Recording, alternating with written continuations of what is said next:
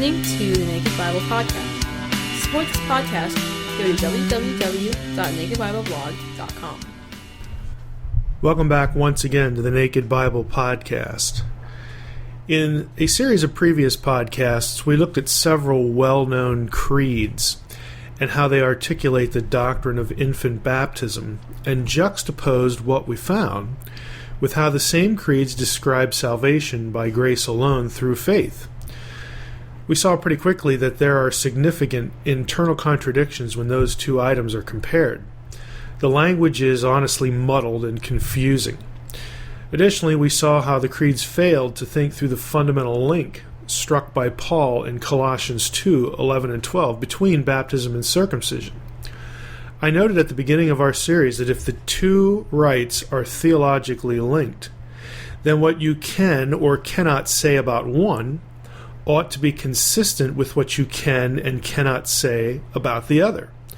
The creeds never seem to have thought about the importance of that balance. Now, having shown you the confusion, it's time for some solutions. Let not your heart be troubled or your mind confused any longer. The difficulties evaporate with some simple, straightforward adjustments in thinking. Adjustments that I think are no more magical than being consistent with what is said and not said on both sides of the baptism and circumcision tandem. Let's look first at circumcision. What did it actually do, and what didn't it do? Let's start with the latter, what circumcision did not do for its recipient. First, circumcision neither provided nor ensured salvation, nor did it lessen anyone's sinful impulse. The Old Testament story is dramatically clear that most circumcised Israelites apostatized, turning to idolatry, prompting the curse of Yahweh in the form of the exile. The fact that Israelite men were circumcised meant nothing with respect to their spiritual inclination or destiny. In fact, Paul specifically denies such an equation in Romans 4, where he labors to make the point that Abraham was justified prior to circumcision because he believed. Second, circumcision was not practiced on women. This may seem obvious again, but female genital circumcision was and still is practiced among some cultures and religions in the Middle East. The fact that circumcision was only practiced on men in Israel should inform us that the cutting rite itself did nothing with respect to one's ultimate spiritual destiny. Otherwise, women would have been excluded. Circumcision did mean something to Israelite women, though, the same thing that it meant for men. We'll get to that in a moment. Third, circumcision for men was practiced in other cultures besides Israel. Other ancient peoples, such as the Egyptians, practiced male circumcision. This tells us again that the rite itself had no efficacy in regard to salvation. Rather, its importance was in what the rite signified in conjunction with the promises God gave to Abraham and his descendants. And of course, those promises had to be believed. The actual rite of circumcision, therefore, had nothing to do with salvation or one's propensity to seek the God of Israel. It also did not guarantee that the recipient was elect with respect to eventually expressing a steadfast faith in the God of Israel. If these presumed connections were valid, there's no explanation for Israel's national apostasy. Likewise, we would have no explanation for how women were drawn to God or made part of the covenant, and we would expect Gentiles to become worshippers of Yahweh, the God of Israel, if they were circumcised.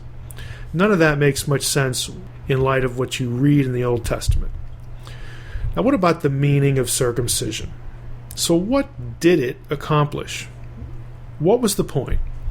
First, for both male and female Israelites, the sign of circumcision was a physical, visible reminder that their race, their very lives, and the lives of their children began as a supernatural act of God on behalf of Abraham and Sarah. Circumcision was a constant reminder of God's grace to that original couple and to their posterity. Undergoing circumcision did not bestow salvation. It was a reminder of the supernatural grace of God in this case directed at a people whom God had chosen in love to give them the revelation of who he was and how to be rightly related to him. Second, for males, circumcision granted the recipient admission into the community of Israel, the community that had the exclusive truth of the true God. This truth included Yahweh's covenant relationship with Israel and their need to have circumcised hearts. In other words, to believe in Yahweh's promises and worship him alone. In ancient patriarchal Israel, women were members of the community through marriage to a circumcised man or by being born to Israelite parents. Intermarriage with foreign men, in other words, those not circumcised and thus not part of Yahweh's covenant community, was forbidden. This was a prohibition that maintained the purity of the membership, and that purity was directly related to the spiritual significance of circumcision. So to summarize, membership in the community was important for a specific reason. Only this community had the truth, what Paul calls the oracles of God in Romans 3, verse 2. Only Israel had the truth in regard to the nature of the true God among all gods and how one could be rightly related to him. In other words, only Israel knew about the way of salvation. Yahweh had created this human community with the goal of giving Israel truth, the way of salvation. This exclusivity is what it meant in Old Testament theology to be elect, or chosen. Election was not equated with salvation, since, again, vast multitudes of elect Israelites were not saved from God's curse in response to their unfaithfulness. Every Israelite member of the exclusive community had to believe in the covenant promises and worship only Yahweh, trusting that relationship to result in an afterlife with their God. Circumcision merely meant access to these truths. Now let's apply this to baptism. It's easy to see how the meaning and significance of circumcision connects to baptism, whether one's position includes baptism of infants or not. Baptism of an infant makes that infant a member in the believing community, a local church. Hopefully that church will teach the oracles of God, the way of salvation, so that the child will hear the gospel at one point and believe. The hope would be the same for an adult recipient.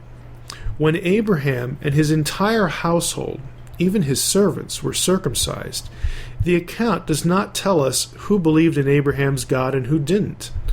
The assumption was that as the members of his household observed God's blessing on Abraham and Abraham's faithfulness, then they too would believe in what was going on. Membership in the family of God would both foster and sustain faith. These were God's goals for the Old Testament people of God, the nation of Israel. And the same is true of the people of God today known as the church. The sign and rite have changed, but the theological point is the same. So by way of conclusion, taking the meaning of both circumcision and baptism as basically doing one thing for recipients, and one thing only, that is, putting them in the community of faith so that they hear the truth. Doing that divorces both circumcision and baptism from salvation, immediately solving the problems we noted in the creeds in earlier podcasts.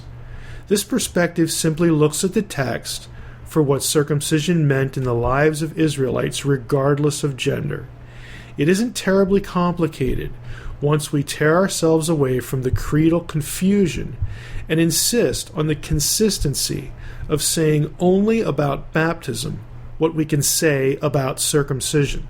That is how biblical theology of baptism ought to be framed and articulated.